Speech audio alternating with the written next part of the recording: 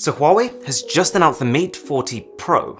It's the most powerful phone they've made by an absolute landslide, but it's also super confusing.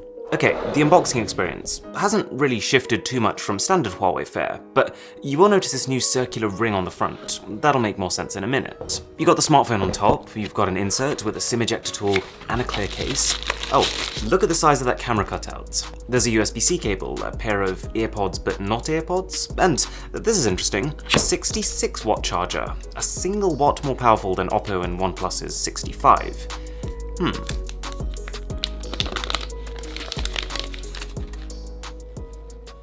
Now, when I picked the phone up for the first time, I had two immediate observations. One, good lord it's big. It's thankfully a little shorter and narrower than the Note 20 Ultra, but this is a chunky boy. We haven't been given exact specifications yet, but it's definitely heavier.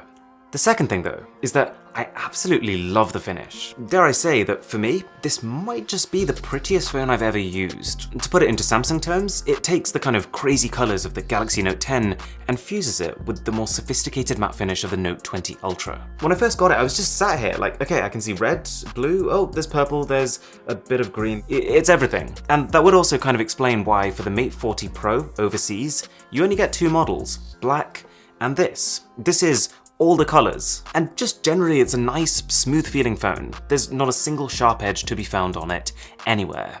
Cool little red power button too. Also, just when you thought you'd seen every possible way to design a smartphone camera module, here's another one. They call it the Space Ring. I call it the camera donut, but you can kind of see where they're coming from. It's got a very alien UFO type aesthetic to it, but I'm still not sure if I think it looks futuristic. I can't help but feel like flip it upside down and this is an iPod scroll wheel. But there is a major perk of having a camera ring this wide and central, and that's the fact that it prevents the phone wobbling. Oh, and if you are enjoying the video, by the way, a sub to the channel would be cherished. I'm kind of running out of words. There is just as much action happening on the front. You're looking at a 6.76-inch OLED Horizon display with a resolution that sits somewhere in between Full HD and Quad HD. It's a good screen, it's got a 90Hz refresh rate, really quite stellar colours, but most notably, this 88-degree curvature. It's so steep that from the front, you can't really see the sides. It looks like the display just falls off the edges and that these buttons are actually just mounted on the screen. For me, this is an aesthetic positive. But at the same time, it's kind of a practicality negative, because it doesn't matter which angle you look at the screen from, some part of it will look distorted. You look from the sides, and the front looks off. You look from the front, the sides look off. You have this green tint, a noticeable discoloration. Plus, if you just compare this to the Mate30 Pro from last year, which had this nice uniform bezel that kind of followed the display around the sides, the bezel here kind of tries to cut the corner a bit. Doesn't look as good. And you have got this massive camera hole punch too. But I will say on that note that what's in it is worth the visual distraction.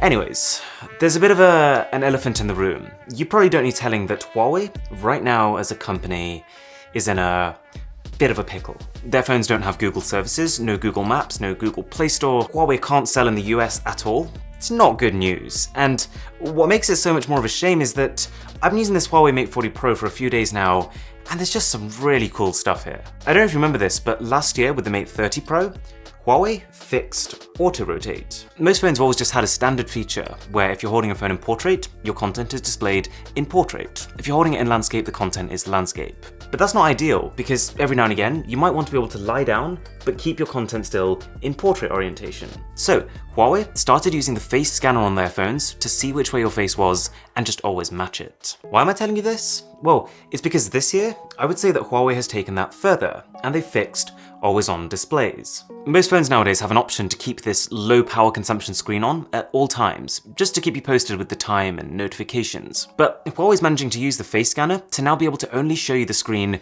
when you look at the phone. They're calling it eyes-on display.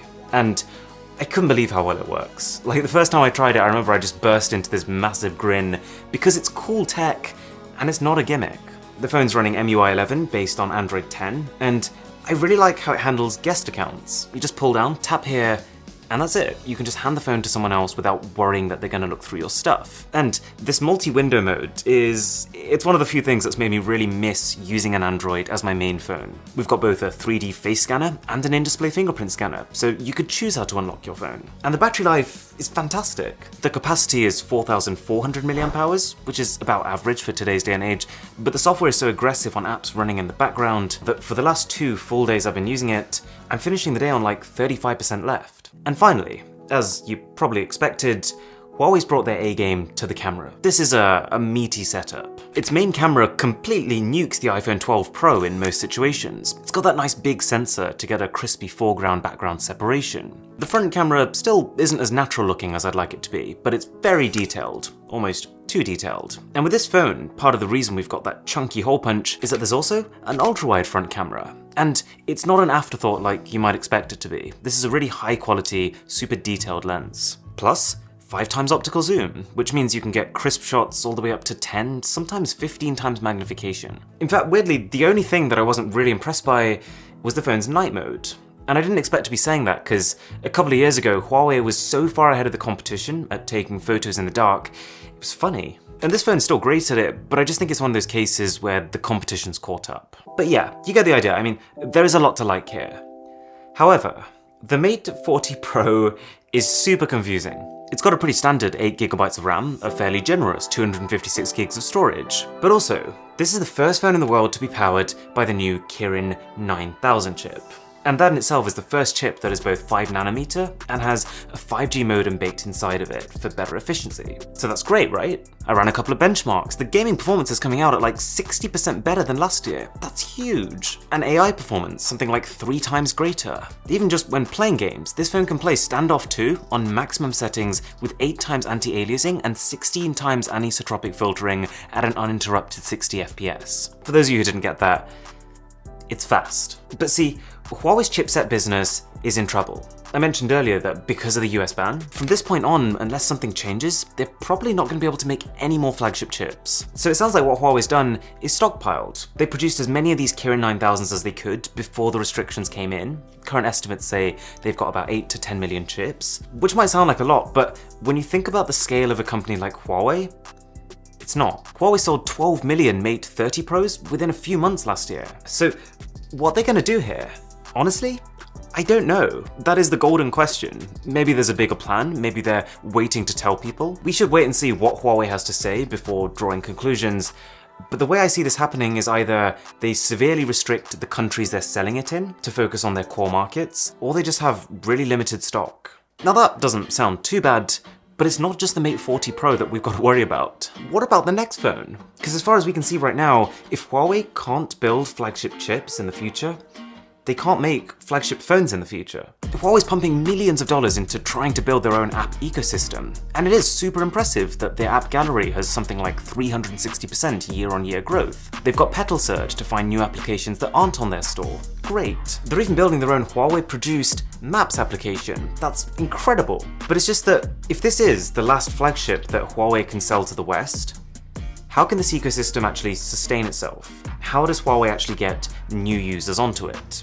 Like, even if I buy a Mate 40 Pro now and enter the Huawei ecosystem, if there's not going to be a Mate 60 Pro in 2 years' time when I want to upgrade from that, then surely I'm just going to leave the ecosystem. They'd have to start buying chips from other companies. They've already applied for a license to work with Qualcomm, but that seems unlikely. MediaTek? Maybe? But if Huawei works with MediaTek and starts using MediaTek chips, their phones are going to be well behind in performance. Probably the best example of how I feel about this phone is my experience with the speakers. This phone has a cracking set of dual speakers. Audio comes out the bottom and the top at the same time, and there's so much sound separation, it wraps around you. But then I remembered I can't enjoy them on YouTube, which would be kind of my default go-to, because this phone doesn't have Google Apps. So I went to the app gallery to try and find an app that could stream the video I wanted in full quality. The first one just says not available yet. The rest weren't what I was looking for, so then I went to Huawei's own video app, and it just says content not available. I was really hoping that this ecosystem would mature faster than it has done. So yeah, exceptional phone, super exciting hardware, really unfortunate situation. If you enjoyed this video, do consider subscribing, that would be fantastic. My name is Aaron, this is Mr. Who's the Boss, and I'll catch you in the next one.